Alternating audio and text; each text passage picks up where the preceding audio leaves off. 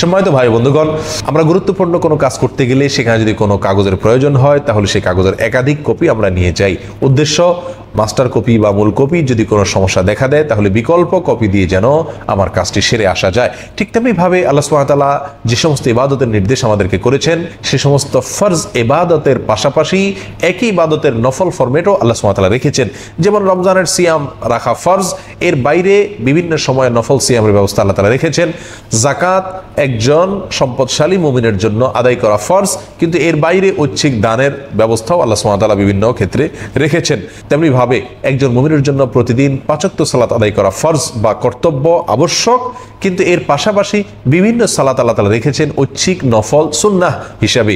এগুলো ফরজের ঘাটতি পূরণ করার জন্য। কিয়ামতের ময়দানে বান্দার যদি মূল সালাতে অর্থাৎ ফরজ সালাতে যদি ঘাটতি দেখা দেয় তো আল্লাহ সুবহানাহু ওয়া তাআলা নফল দিয়ে তার ফরজের ঘাটতি পূরণ করবেন। সম্মানিত ভাই বন্ধুগণ, আর এই নফল সালাতের ভিতরে সবচেয়ে গুরুত্বপূর্ণ সালাত হলো তাহাজ্জুদের সালাত। এই তাহাজ্জুদের সালাত জান্নাতীদের আলামত। কোন লোক জান্নাতি হবে আর তাহাজ্জুদ আদায় করবে না, এটা হতেই পারে না। এই জন্য আল্লাহ সুবহানাহু ওয়া তাআলা সূরা যারিয়াতে জান্নাতীদের কথা বলতে গিয়ে তাদের বিবরণ দিতে গিয়ে আল্লাহ সুবহানাহু ওয়া তাআলা বলেন, কানু কালিলাম মিনাল লাইলি মা ইয়াহজাউন, তারা জীবদ্দশায় পৃথিবীতে যখন তারা বেঁচে ছিল তারা রাতের অল্প অংশ ঘুমাতেন আর বাকি অংশ ইবাদত বন্দেগীতে কাটাতেন। ওয়াবিল আসহারি হুম ইস্তাগফিরুন, বিশেষ করে ভোর রাতে তারা আল্লাহর কাছে ইস্তিগফার করতেন। আল্লাহ নবী সাল্লাল্লাহু আলাইহি ওয়াসাল্লামকে আল্লাহ সুবহানাহু ওয়া তাআলা সূরা মুজাম্মিলের শুরুতে ইয়া আইয়ুহাল মুজাম্মিল কুমিল লাইলা ইল্লা কালিলা নির্দেশ করেছেন রাত জেগে দাঁড়িয়ে তাহাজ্জুদের সালাত আদায় করার জন্য। এবং আল্লাহ সুবহানাহু ওয়া তাআলা আরো অন্য জায়গায় নির্দেশ করেছেন ওমিনাল লাইলি ফাতাহাজ্জাদ বিহি নাফিলাতাল লাক, আর রাতের কিছু অংশ আপনি অতিরিক্ত এক্সট্রা হিসাবে তাহাজ্জুদের সালাত আদায় করুন জেগে। সম্মানিত ভাই বন্ধুগণ, এই আয়াতগুলো থেকে একজন মুমিনের জন্য তাহাজ্জুদ পড়ার গুরুত্ব আমরা একেবারে পরিষ্কারভাবে বুঝতে পারলাম। হাসান বসরি রাহিমাহুল্লাহ বলেন, কোন মানুষ আল্লাহ সুবহানাহু ওয়া তাআলার নৈকট্য অর্জন করার জন্য তাহাজ্জুদের চাইতে মোক্ষম কোনো উপায় নেই, ভোর রাতের চাইতে উপযুক্ত কোনো সময় নেই আল্লাহর কাছ থেকে তার যে কোনো চাওয়াকে মঞ্জুর করে আনার জন্য। সম্মানিত বন্ধুগণ, এই জন্য তাহাজ্জুদের অভ্যাস আমাদের করা উচিত। কোন কোন সালাফ বলেছেন তাহাজ্জুদ ছাড়া কোনো মানুষ নেককার হতে পারবে না। কোন কোন বর্ণনা এসেছে সমস্ত নেককারগণ অতীতের তারা প্রত্যেকে তাহাজ্জুদের সালাতের অভ্যাস ছিল। বিশেষ করে রমজান মাসে সারি খেতে উঠলে তাহাজ্জুদের সালাত আদায় করা অনেক সহজ, আর এর বাইরেও সারা বছরও আমরা তাহাজ্জুদের সালাত আদায় করতে পারি। তাহাজ্জুদের সালাত সম্পর্কে একটি ভুল ধারণা আছে, আমরা মনে করি তাহাজ্জুদের সালাত শুধুমাত্র ঘুম থেকে উঠে ভোর রাতেই আদায় করতে হয়। হ্যাঁ, এটা ঠিক।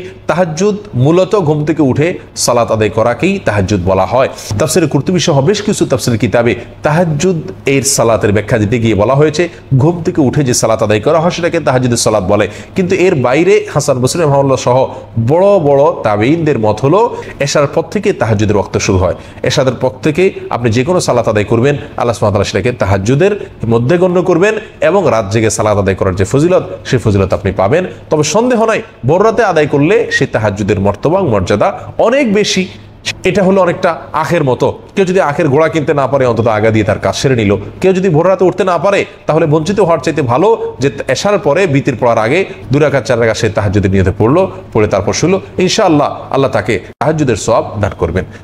তাহাজ্জুদের সর্বনিম্ন রাকাত সংখ্যা হলো 2 আর সর্বোচ্চ কোনো সীমা নাই।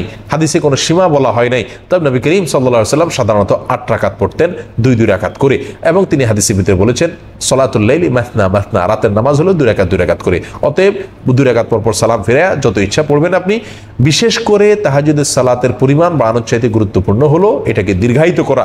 বুখারী মুসলিমের হাদিসে আম্মা জানা আয়েশা রাদিয়াল্লাহু তাআলা বলেন নবী সাল্লাল্লাহু আলাইহি ওয়াসাল্লাম এই তাহাজ্জুদের নামাজ যখন পড়তে দাঁড়াতেন এত বেশি সময় ধরে দীর্ঘ সময় ধরে দাঁড়িয়ে থাকতেন মনে হতো যে তার পা ফেটে যাওয়ার উপক্রম হবে। সম্মানিত বন্ধুগণ, এই জন্য তাহাজ্জুদের নামাজ সংখ্যা না বাড়িয়ে দীর্ঘ রুকুতে বেশি বেশি সুবহান রাব্বিল আযীম পড়েন, সিজদার তাসবিহ বেশি বেশি পড়েন, অনেক সময় দেন, বৈঠকে আস্তে আস্তে পড়েন, সূরা কাজগুলো ধীরে ধীরে পড়েন, যত লম্বা সূরা মুখস্থ আছে পড়েন, কয়েকটা সূরা পড়েন, অর্থাৎ দীর্ঘ করেন। এটা হলো তাহাজ্জুদের সবচেয়ে উত্তম পদ্ধতি। বিশেষ কোনো নির্দিষ্ট সূরা নাই যে এই সূরা পড়তে হবে, বরং যে কোনো সূরা আপনি সূরা ফাতিহার সাথে মিলিয়ে পড়তে পারেন। সাধারণ নামাজের মতোই 2 রাকাত করে আপনি পড়তে পারেন। আল্লাহ সুবহানাহু ওয়া তাআলা আমাদের সকলকে তাহাজ্জুদের নামাজকে সহিভাবে সুন্দরভাবে বেশি বেশি আদায় করার তৌফিক দান করুন।